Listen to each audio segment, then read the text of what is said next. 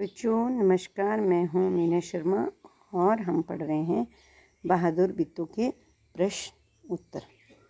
तो ये है हमारा पहला हमारी वर्कशीट और इसमें पहला प्रश्न है कि बहादुर बित्तू की कहानी में से नीचे दिए गए नुक्ता वाले शब्दों को ढूंढो और लिखो। तो यहाँ पर मैं पहले आपको बताऊँगी कि इनका उच्चारण कैसे किया जाता है। पहले भी हमने एक वर्कशीट इस तरह की थी, आज दोबारा इसकी अभ्यास कर रहे हैं। तो यहाँ पर है ये ज, ये ज और ये होता है ज, ज,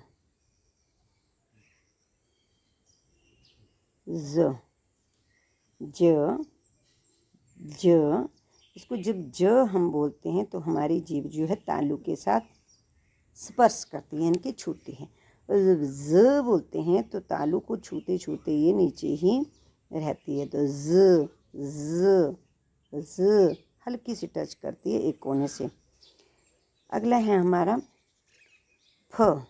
ये जो फ बोलते हैं, ये हम जब फ बोलते हैं तो हमारे दोनों होंठ आपस में स्पर्श करते हैं, यानी कि छूते हैं, टच करते हैं। लेकिन जब हम फ बोलते हैं, फ फ इसमें जो नुक्ता लगा होता है, इसमें हमारे होंठ टच नहीं करते हैं और हमारी हवा जो है मुंह से वो बाहर को निकलती है। फ तो सभी बच्चे बोलने की कोशिश करेंगे। फ पहले फ बोलेंगे, फ दोनों होंठ जो आपस में एक दूसरे को स्पर्श करेंगे, छुएंगे, जब हम ये फ बोलेंगे। और जब फ बोलेंगे तो ये हमारी हवा जो है मुंह की वो बाहर को होगी, हमारे होंठ टच करते करते रह जाएंगे और इनके बीच में से हवा जो है बाहर को निकलेगी। फ हवा फेंक रही है बाहर को, फ फ फ। और उसी तरह अब हम इन अक्षरों का उच्चारण करेंगे। ये है हॉर्न, हॉर्न, हॉर्न, बाहर को आएगी हवा, फो बोलते इसमें। अगली है ताज़ा, जा, ताज़ा। उसके बाद है तर्फ, तो र फ, फ में जो ये हवा बाहर को निकलेगी, तर्फ।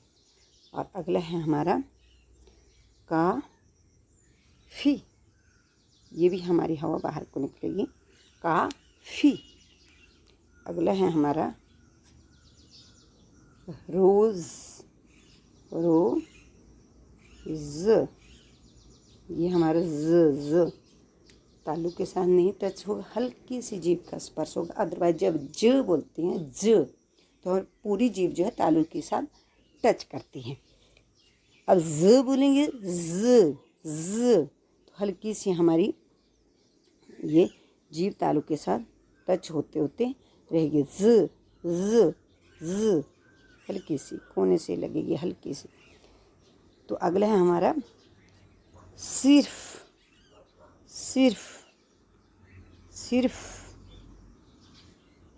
तो ये था इनका उच्चारण। आज अब नीचे जो है अब हम रिक्त स्थान भरेंगे। एक जैसे शब्द हैं लेकिन किसी में नुक्ता लगा, किसी में नहीं लगा, और जो उसका सही अर्थ वाला अक्षर है वही हम इस शब्द है वही हम इसमें डालेंगे। तो ये है हमारा सामने सड़क पर खड्डा खुदा है, खुदा, ये हमारा कंठ से गले से निकलता है, ख ख, खुदा है। अगला है तूफान बड़ी तेज़ी के साथ बढ़ रहा है, हमें हमेशा ताज़ा भोजन करना चाहिए। और अगला है हमें रोज़ सुबह, हमें रोज़ ज आएगा यहाँ पे, रोज़ सुबह जल्दी उठना चाहिए। अगला है खैर के पेड़ से हमें कत्था मिलता है, ये वाला खैर, ख गले से आएगी आवाज़, ख खैर, खैर के पेड़ से हमें कत्था मिलता है। लेकिन ये जो दूसरा है खैर, हल्का सा हमारी जीभ साइड से टच करेगी, अगला है इस पाठ में जो है आपने कितने जो हैं ये शब्द आपने देखे वो आपने यहाँ से राउंड करने हैं। तो मैं यहाँ पे जल्दी से अभी देखती जाऊँगी कि यहाँ पर कौन कौन से शब्द हैं जो हमें जो है नुक्ता वाले मिले हैं। एक किसान था, उसकी बीवी का नाम था बिट्टू। एक दिन किसान ने बिट्टू से कहा, सुबह जब मैं खेत में हल चला रहा था तो एक शेर ने आकर कहा, किसान किसान अपना बैल मुझे दे दे वरना मैं तुझे खा जाऊंगा। बिट्टू ने उससे पूछा, तुमने क्या जवाब दिया?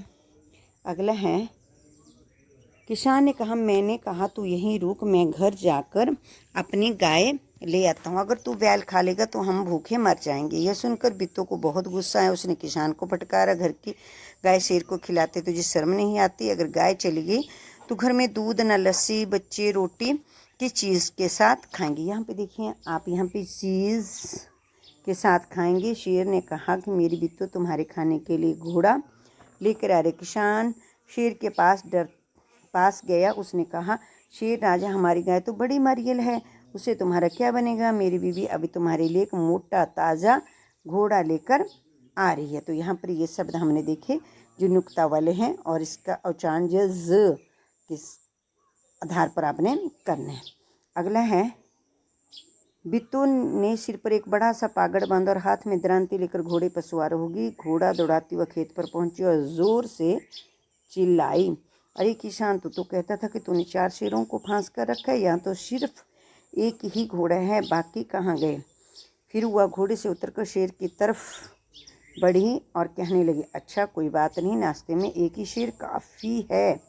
इतना सुनना था कि शेर डर के मारे कांपने लगा और भाग खड़ा हो गया। यह देखकर बिट्टू बोली, देखा इसे कहते हैं हिम्मत, तुम तो इतने डरपोक हो कि घर की गाय शेर के हवाले कर रहे थे। उधर मारे भूखे शेर की आंतें छटपटा रही थी। एक भेड़िए ने पूछा, महाराज क्या मामला है, आप आज बहुत उदास दिखाई दे रही हो?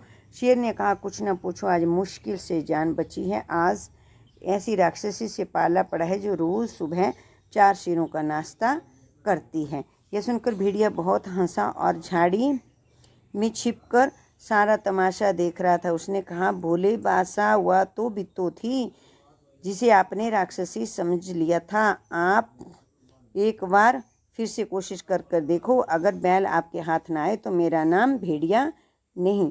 तो चलो अब हम अगले पेज पे चलते हैं। और दोनों जने पूंछ बांधकर चल पड़े। उन्हें देखते ही किसान के होश हवास गुम हो गए। वह डर के मारे थर थर कांपने लगा, लेकिन बिट्टू बिल्कुल नहीं घबराई। भेड़िए के पास जाकर उसने कहा, क्यों रे भेड़िए, तू तो अभी वादा करके गया था कि तुम अपनी पूंछ से 4 शेर बांध कर लाएगा, लेकिन तू तो सिर्फ, यहाँ पे फिर देखिए, सिर्फ एक ही शेर लाया, वह भी मरियल सा, जिसे खाकर मेरी भूख मिट सकती। खैर इस वक्त यही सही है। इतना कहकर बिट्टू आगे बढ़ी।